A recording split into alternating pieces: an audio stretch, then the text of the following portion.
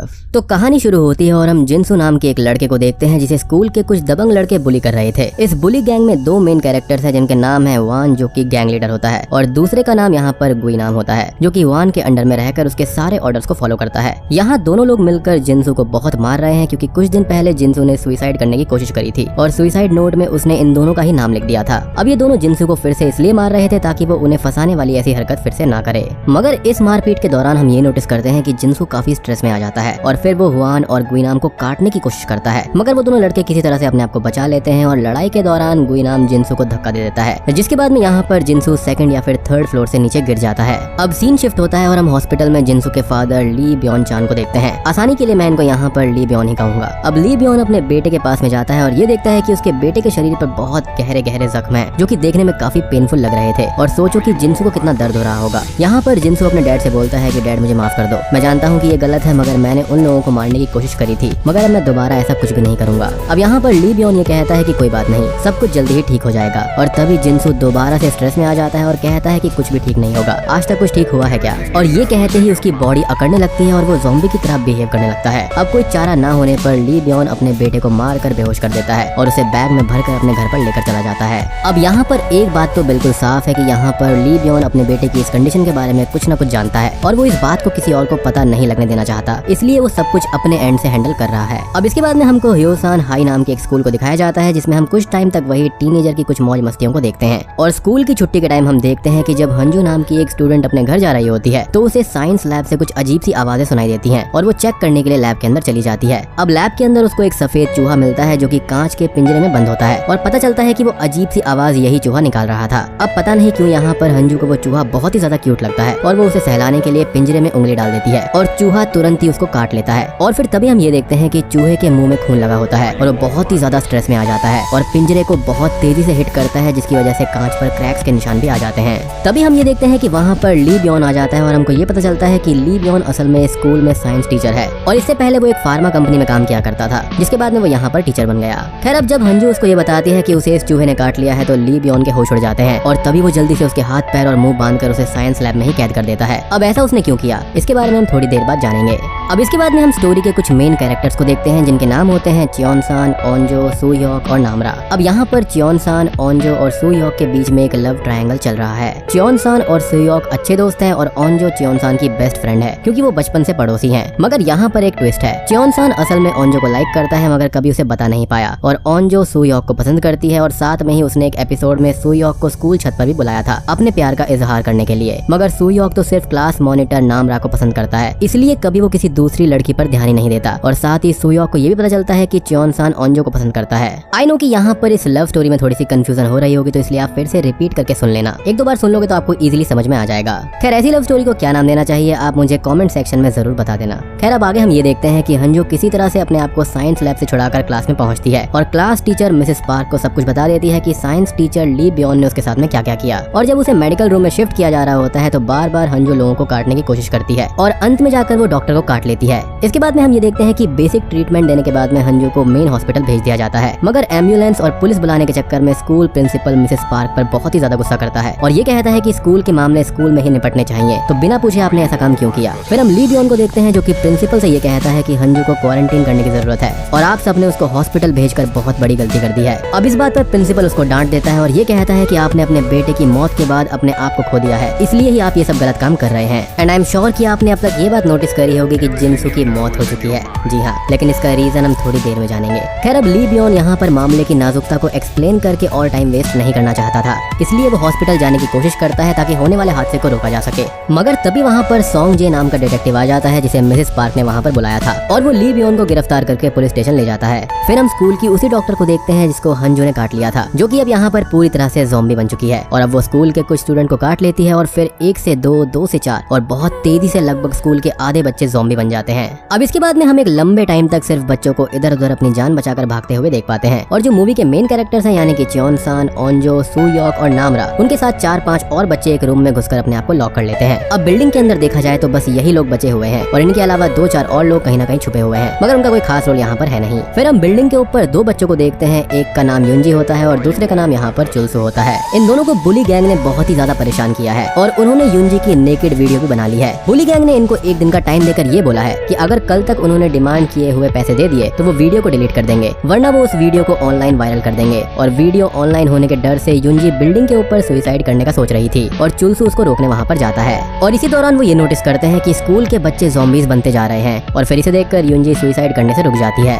अब आगे हम ये देखते हैं कि डिटेक्टिव की पूछताछ में ली बियॉन यहाँ पर काफी कुछ रिवील करता है और दोस्तों यहाँ पर खुलते हैं असली पत्ते। वो ये बताता है कि उसका बेटा बहुत ही शांत स्वभाव का हुआ करता था और वो अपने ऊपर किए अत्याचार को सह लेता था, इसलिए स्कूल में उसे बहुत बुली किया गया और कंप्लेंट करने पर भी स्कूल द्वारा कोई भी खास एक्शन नहीं लिया गया। फिर ली बियॉन कुछ चूहों पर एक्सपेरिमेंट करता है जिसमें हम ये देखते हैं कि भले ही बिल्ली हमेशा चूहे को मारती है और उससे जीत जाती है, मगर कभी न कभी एक वक्त ऐसा आता है जब चूहा भले ही डरा हुआ होता है मगर वो बिल्ली से लड़ जाता है और इस दौरान चूहे के अंदर कुछ हार्मोनल चेंजेस होते हैं जिससे कि वो लड़ाकू बन जाता है। अब ली बियॉन इन्हीं लड़ाकू चूहों में से उन हार्मोनल चेंजेस को फिल्टर करके निकाल लेता है और अपने बेटे की बॉडी के अंदर इंजेक्ट कर देता है ताकि वो अपनी लड़ाई खुद लड़ सके, मगर इसका अंजाम बहुत बुरा होता है क्योंकि ये एक खतरनाक जॉनस वायरस में कन्वर्ट हो जाता है और उसके बेटे के शरीर में एक ऐसा वायरस पैदा होता है जो कि हमेशा अपना स्वरूप बदलता रहता है, जिसका नाम यहाँ पर जॉनस वायरस रखा गया है। और इसी वजह से वो अपने बेटे के ज़ॉम्बी बनने के बाद में ली बियॉन इस वायरस का कोई भी इलाज नहीं ढूंढ पाया था। यानी कि स्टार्टिंग में जब यहाँ पर जिनसू को लोगों को काटने की इच्छा हो रही थी और वो बहुत ही ज्यादा अकड़ू और बहुत ही ज्यादा स्ट्रेस में आ रहा था तो वो इसी वायरस का नतीजा था और यही रीजन था कि ली बियॉन उसको बोरी में बंद कर अपने साथ में ले गया था। अब ये बातचीत चली रही होती है कि तभी पुलिस स्टेशन में ज़ॉम्बी आउटब्रेक हो जाता है और सभी को वहाँ से भागना पड़ता है। यहाँ पर ली बियॉन को भी एक ज़ॉम्बी काट लेता है और अपने आखिरी पलों में ली बियॉन डिटेक्टिव को बताता है कि स्कूल में उसका लैपटॉप है जिसमें इस वायरस से बचने के लिए एक फॉर्मूला है, उसको ले लो। और इसके बाद में डिटेक्टिव वहाँ से भाग जाता है और पुलिस स्टेशन में कोई भी जिंदा इंसान नहीं बचता।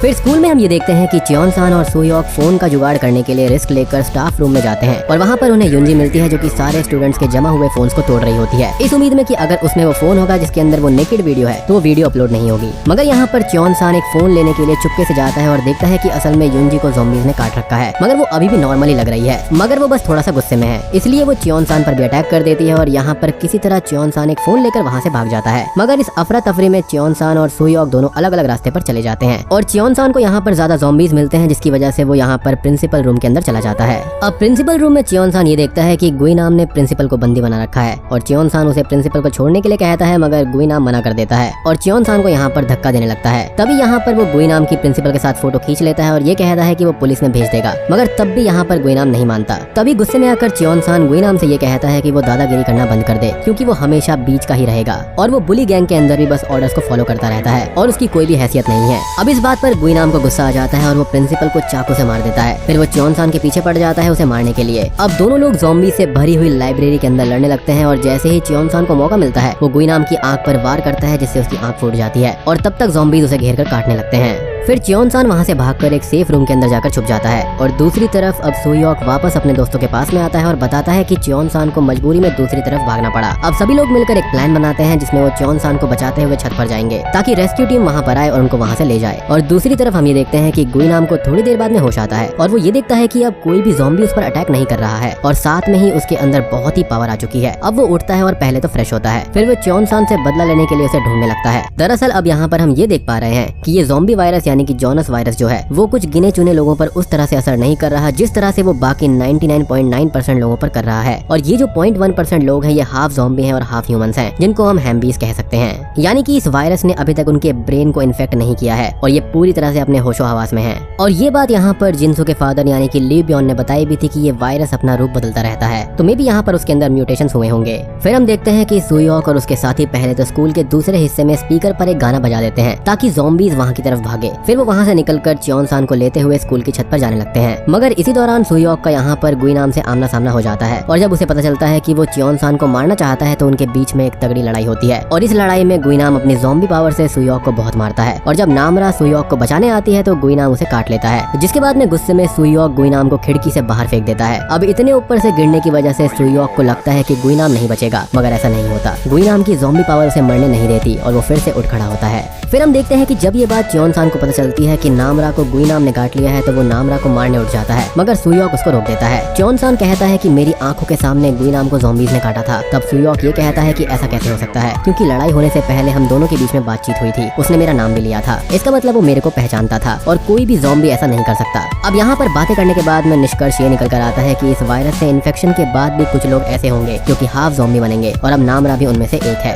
जिनको हम यहाँ पर हैम्बीज बुलाएंगे। और गुइनाम इतने ऊपर से नीचे गिरने के बाद भी बच गया, यानी कि इन ज़ॉम्बीज के पास में रीजनरेटिव पावर भी है। खैर अब आगे हम ये देखते हैं कि मिलिट्री को ली बियॉन के लैपटॉप के बारे में पता चल चुका होता है और वो सब एक टीम भेजते हैं लैपटॉप को लाने के लिए। मिलिट्री लैपटॉप लेने आती है और उन्हें स्कूल की छत पर यही सब बच्चे मिलते हैं, जिन्हें सोल्जर्स कहते हैं कि थोड़ा वेट करो, हम नीचे से कुछ लेकर आ रहे हैं और फिर तुम सबको रेस्क्यू करा जाएगा। मगर इसी दौरान मिलिट्री कमांडर को सिटी के क्वारंटीन जोन में हाफ ज़ॉम्बी से इन्फेक्टेड एक शख्स मिलता है और वो स्कूल के किसी भी सर्वाइवर को लाने के लिए मना कर देता है और तब सोल्जर सिर्फ लैपटॉप लेकर वापस बेस पर आ जाते हैं। ली बियॉन के लैपटॉप से कमांडर को पता चलता है कि इस बीमारी से बचने के लिए असल में कोई भी मेडिसिन नहीं है, इससे बस तभी बचा जा सकता है जब हम इन ज़ॉम्बीज को जला दें। और दोस्तों अब यहाँ पर खुलते हैं जिन्सू की मौत के असली पत्ते। अब उसके लैपटॉप में वो वीडियो होती है जब ली बियॉन ने आखिर में अपने बेटे और अपनी वाइफ को जला दिया था, क्योंकि यहाँ पर उसकी वाइफ भी इन्फेक्टेड हो गई थी। फिर कमांडर कोरियन मेडिकल एक्सपर्ट से सलाह लेता है तो वो भी ली बियॉन के दावे को सही ठहराते हैं और कहते हैं कि अगर ह्योसान में कोई सर्वाइवर बचा भी है तो हमें यहाँ पर उन्हें नहीं लाना चाहिए, क्योंकि इन हाफ ज़ॉम्बीज यानी कि हैम्बीज वाले लोगों में इन्फेक्शन के लक्षण ना दिखने के कारण से उन्हें नॉर्मल लोगों से अलग करना काफी मुश्किल है, जो कि ऑलमोस्ट नामुमकिन है। और यहाँ पर एक चीज और कि ली बियॉन यहाँ पर एक एक्स साइंटिस्ट हुआ करता था, तभी यहाँ पर वो इस तरह के हार्मोनल चेंजेस यानी कि जोनस वायरस को एक्सट्रैक्ट कर पाया था चूहों से। अब इन्फेक्शन को रोकने के लिए कमांडर को ना चाहते हुए भी ह्योसान पर बॉम्बिंग करने का कमांड देना पड़ता है और बॉम्बिंग से कुछ टाइम पहले हेलीकॉप्टर्स ह्योसान के चारों तरफ घूम घूम पर बॉम्बिंग की अनाउंसमेंट भी कर देते हैं। और जब ये बात बच्चों को पता चलती है तो वो बिल्डिंग से निकलकर पहाड़ की तरफ भागने की कोशिश करते हैं, मगर यहाँ फिर से गुइनाम आ जाता है और तब सभी बच्चों और गुइनाम के बीच में तगड़ी फाइट होने लगती है। इसलिए वो सब बच्चे और नामरा मिलकर फिर से गुइनाम को छत से नीचे फेंक देते हैं, मगर गिरने से पहले गुइनाम चियोन-सान को काटने में कामयाब हो जाता है। और अब इन्फेक्टेड होने के बाद में चियोन-सान यहाँ पर ओंजो से अपने प्यार का इजहार करते हुए ओंजो को किस कर देता है और फिर उन सबको वहाँ से निकल जाने के लिए कह देता है। अब यहाँ पर नोट करने वाली बात है कि ये वायरस यहाँ पर किस करने से नहीं फैलता, क्योंकि अगर ऐसा होता तो यहाँ पर ओंजो भी इन्फेक्ट हो जाती, लेकिन ऐसा कुछ भी नहीं हुआ। This moment had me scared for a bit, लेकिन ऐसा कुछ नहीं होता। खैर वो सब बच्चे वहाँ से निकलकर पहाड़ी पर आ जाते हैं और कुछ देर बाद उन्हें बॉम्बिंग की आवाज सुनाई देती है, जिसमें हम गुइनाम और चियोन-सान को जलते हुए भी देख पाते हैं। फिर हमको ये दिखाया जाता है कि वो सब बच्चे पैदल सफर करते हुए ह्योसांग बॉर्डर की ओर बढ़ जाते हैं, मगर बीच रास्ते में ही नामरा टीम को छोड़ देती है, क्योंकि अब ज़ॉम्बी भूख नामरा से बर्दाश्त नहीं हो रही थी और वो किसी जिंदा इंसान को खाना नहीं चाहती थी। और क्योंकि वो अपने दोस्तों को नुकसान भी नहीं पहुंचा सकती थी, इसलिए वो उन्हें वहाँ पर गुड बाय कहकर वापस स्कूल की तरफ चली जाती है। फिर बचे हुए बच्चे किसी तरह से मिलिट्री बेस तक पहुंच जाते हैं और तब तक मिलिट्री उन्हें पकड़कर 1 महीने के लिए क्वारंटीन सेंटर्स में डाल देती है। 1 महीने तक क्वारंटीन सेंटर्स में डाल देना, वो भी जबरदस्ती। एनीवेज, क्वारंटीन में टाइम पूरा करने के बाद में ओंजो चुपके से स्कूल की तरफ जाती है और चियोन-सान की याद में वो वहाँ पर एक पेड़ के पास में ढेर सारा खाने का सामान रख देती है। ये असल में एक कोरियन परंपरा है जिसमें वो मरे हुए लोगों के लिए खाना रखते हैं। मगर तभी ओंजो ये नोटिस करती है कि स्कूल की छत पर आग जल रही है और उसे ये लगता है कि हो ना हो ये नामरा ही है। वो ये बात सुयोक को बताती है और सुयोक बाकी सब दोस्तों को। फिर वो सब अगली रात वहाँ पर चुपके से चेक करने के लिए जाते हैं और जब वो स्कूल की छत पर जाते हैं तो वहाँ पर उन्हें सही में नामरा मिल जाती है। नामरा ये कहती है कि मुझे विश्वास था कि तुम सब जरूर आओगे। फिर नामरा ये बताती है कि यहाँ पर उसके जैसे और भी लोग हैं और वो सब मिलकर किसी तरह से सरवाइव कर रहे हैं, क्योंकि मिलिट्री ने अभी इस इलाके को बंद कर रखा है, इसलिए यहाँ पर किसी का आना जाना नहीं है, तो फिलहाल हम सेफ हैं। तभी नामरा को एक आवाज सुनाई देती है और वो ये कहती है कि मेरे साथी आ गए हैं, मैं उनसे मिलकर थोड़ी देर में आती हूँ। ये कहकर नामरा स्कूल की छत से कूदकर उनसे मिलने जाती है और ये सीन देखकर सभी शॉक्ड हो जाते हैं, क्योंकि उन्हें नहीं पता था कि हाफ ज़ॉम्बीज यानी कि हैम्बीज इतने ताकतवर होते हैं कि वो ऐसा कुछ भी कर सकते हैं। और वो इसी के साथ में ये सीरीज यहीं पर खत्म हो जाती है। तो दोस्तों ये थी Korean series all of us are dead की कहानी। तो उम्मीद करता हूँ कि आपको ये कहानी अच्छे से समझ में आ गई होगी। अब बात करें कि ये सीरीज वैसे है कैसी, तो विजुअली ये काफी प्लीजिंग है, देखने में आपको काफी मजा आएगा। लेकिन अगर बात करें कि यहाँ पर कुछ नया ऑफर किया गया है तो ऐसा बिल्कुल भी नहीं है। मेरे हिसाब से ये एक स्टैंडर्ड ज़ॉम्बी हॉरर सीरीज है, लेकिन इसका जो एग्जीक्यूशन है वो काफी अच्छे से किया गया है और इसलिए ही ये इतनी फेमस हो रही है। बात करें कुछ डिफरेंट चीजों के बारे में तो यहाँ पर इन ज़ॉम्बीज यानी कि जो हैम्बीज थे, हाफ ज़ॉम्बीज और हाफ ह्यूमंस, ये काफी ज्यादा ताकतवर थे और प्रॉपर्ली सोच सकते थे।